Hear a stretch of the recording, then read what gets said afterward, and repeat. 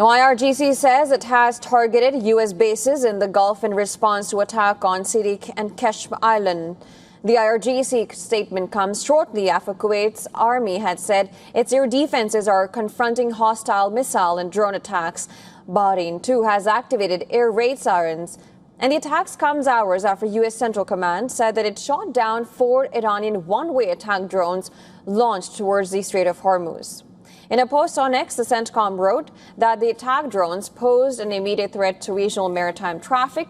U.S. forces subsequently struck Iranian coastal surveillance radar sites in Goruk and Qeshm Island to defend it against further attacks.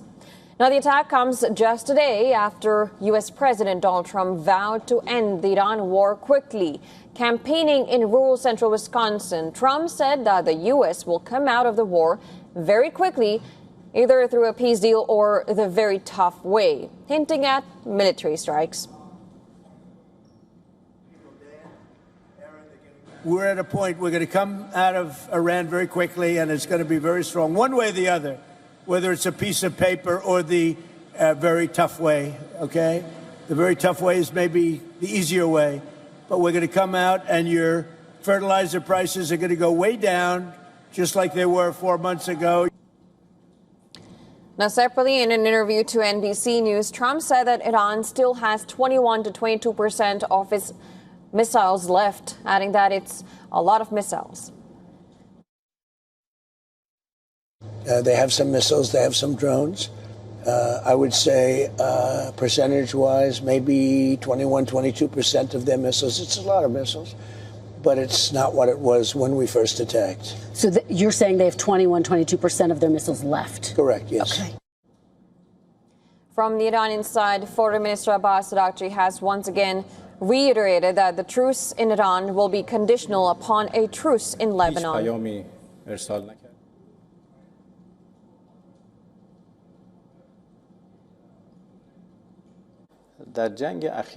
We did not create the link. Israel created this link by entering into war with Hezbollah during the war with us and intensifying its attacks on Lebanon. Therefore, this connection was not created by us, it was created by the Zionist regime, but ending it will not be in their hands.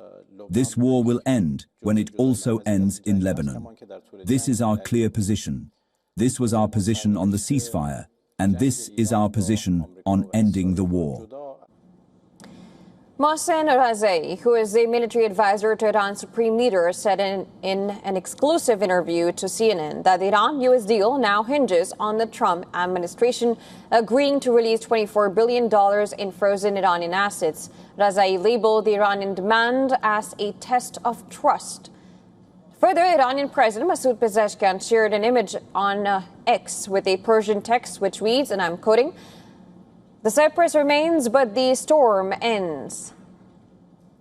And amid these developments, U.S. has imposed fresh sanctions on Iranian entities allegedly smuggling LPG to South and East Asia. The latest sanctions target 12 entities, 4 of which are in the UAE and 1 in China. Meanwhile, speaking at the St. Petersburg International Economic Forum, Russian President Vladimir Putin has dismissed claims that Moscow was providing Iran satellite images and weapons. I think the Iranians could very well have been obtaining information not only from our satellites, but also from others, including commercial satellites, which easily and simply market this as a commercial product. As for weapons, Iran did not ask us for any, and we did not supply any weapons to Iran. All right, to discuss more, we are now being joined by Giorgio Cafiero from Washington, D.C. He is a professor at Georgetown University and CEO of Gulf State Analytics. Thank you so much for joining us on the broadcast. And I'd like to begin with the latest. Of course, we have the Iran Guard that have said that they are targeting U.S. bases. Do you see this as an escalation, or as Trump has usually stated, it is simply just a more moderate manner? A ceasefire is when you're shooting in a more moderate manner. Yeah, well, I think it certainly could escalate very quickly, and until and unless the two sides can reach some sort of an MOU, and then from there, hopefully a more lasting uh, deal, the risks of escalation are always very high, and the whole situation constantly risks spinning completely out of control. It seems that now we're in this point where the talks are stalling, and both sides seem to be at least acting as if time is on their side. And we have these clashes that are taking place, I think, aimed at really pressuring the other side into hurrying up, coming to the negotiating table, ready to make concessions that so far the two sides have not been willing to make. And that being said, of course, as you mentioned, time is on their side. We have Trump, who is saying that Iran still retains about 21 to 22% of its missile arsenal. Do you think time is on Iran's side at this moment? Well, just as a side note, we should point out that that comment from Trump is not backed up by the assessments of U.S. intelligence agencies. But now getting back to your question, do I think that time is on Iran's side? Certainly more so than it is on the side of the United States. I think Iran has been able to use its strategic patience and to leverage the cards it has to really gain an upper hand in this conflict. And I think the leadership in Tehran is aware of how much Trump wants to wind this conflict down, especially as we're moving closer and closer to the midterm elections in November. And just on that point, now we have seen that in this time, Trump's estimate is very different from the previous one, where he had claimed that Iran's military capabilities had been largely destroyed. And recently, he has also conceded, saying that Iran is not Venezuela. How do you observe Trump's statement now as opposed to the last time?